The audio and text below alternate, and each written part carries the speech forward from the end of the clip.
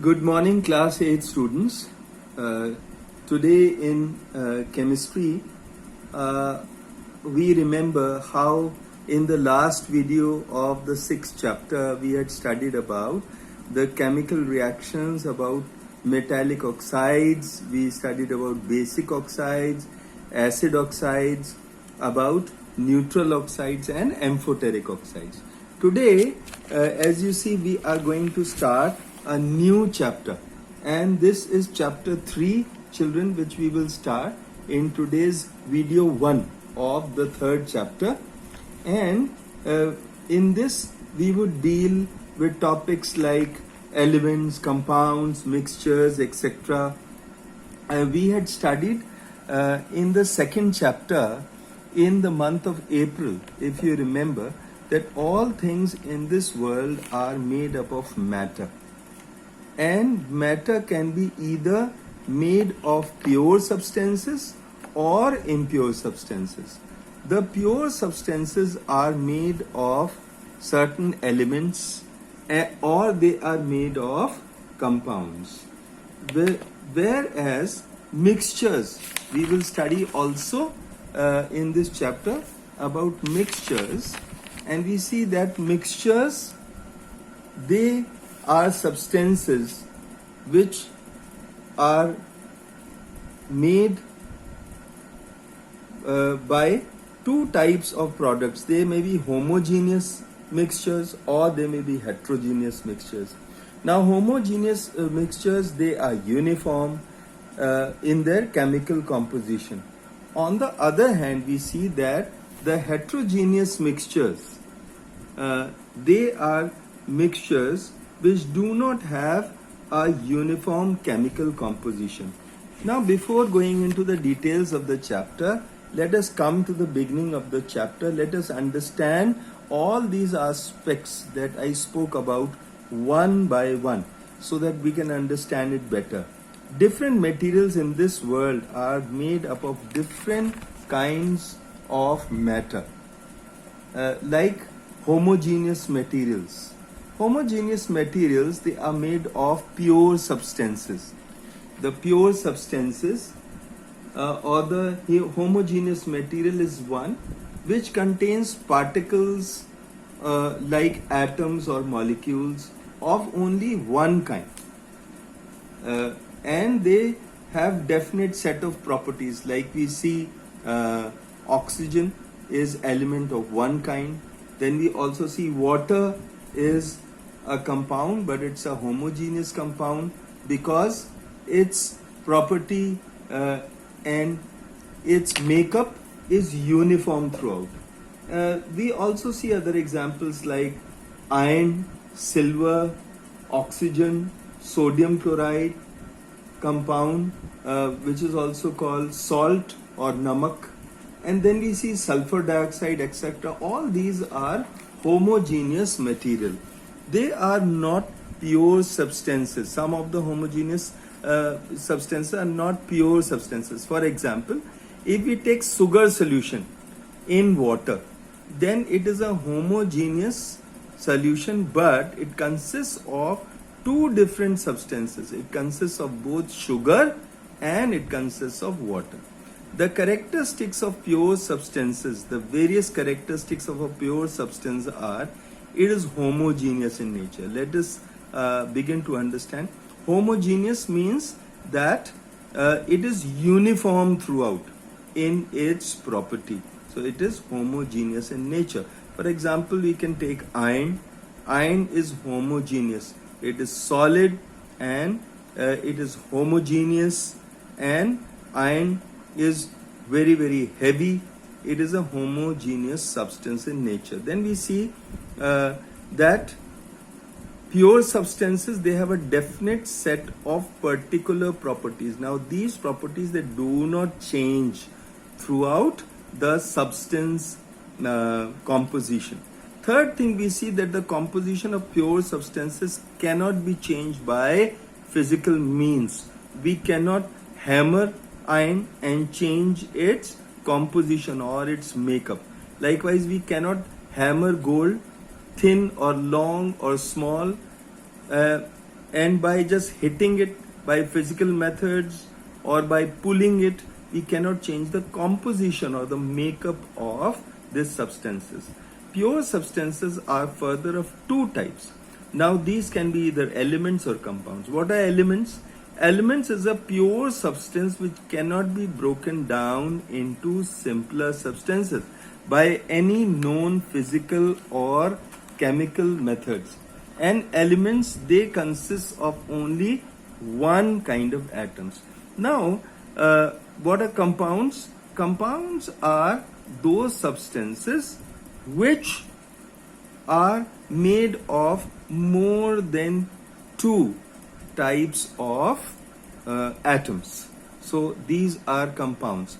Now, before we go into the details of the elements and the compounds, let us see that some of the elements which we have in nature are metals and non-metals, children.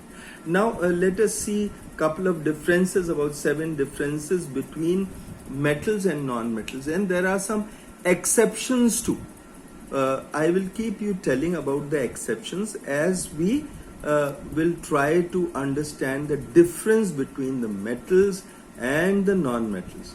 First, the metals, they have bright metallic luster, they shine because they have luster, but we see that iodine is a non-metal, but it has got no luster. This is an exception in non-metals. Non-metals, they do not have bright luster, but iodine is exception. Graphite is also a non-metal, but it has luster. Then the second difference we see is in metals, they are good conductors of heat and electricity. One of the exceptions is tungsten, which is a poor conductor of electricity, although it is a metal. Then in non-metals, we see they are poor conductors of heat and electricity, except there is an exception of graphite, which is a good conductor of electricity. Then we see that metals, they are ductile, or they can be drawn into thin wires, whereas non-metals, they are non-ductile, they cannot be pulled into thin wires. Then we see in metals, they are malleable, or they can be beaten into thin sheets. They can be beaten into thin sheets, but zinc is neither malleable, that means neither it can be beaten into thin sheets, nor it is ductile, that means it can neither be drawn into thin wires. Then we see that the non-metals, they are not malleable, the non-metals, they are not ductile. Then let's see the next difference. Next difference is the fifth difference. In metals, they have high melting and boiling points. Okay, children? But in non-metals, they have low melting and boiling points. Then in metals, the sixth difference is that they are solids at room temperature.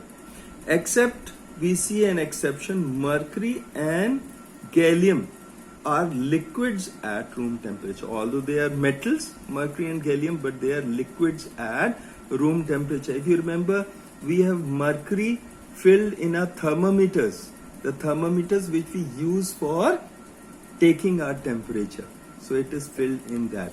Then we see the sodium and potassium are soft metals. They are not solid at room temperature, whereas the other metals are solid at room temperature. We see the exception of sodium and potassium, which are soft solids. These are not hard solids. Then we see in non-metals, they exist in all the 3 states of matter, that means in solids, liquids and gases. Example here, fluorine is gas, chlorine is gas, bromine is a liquid at room temperature.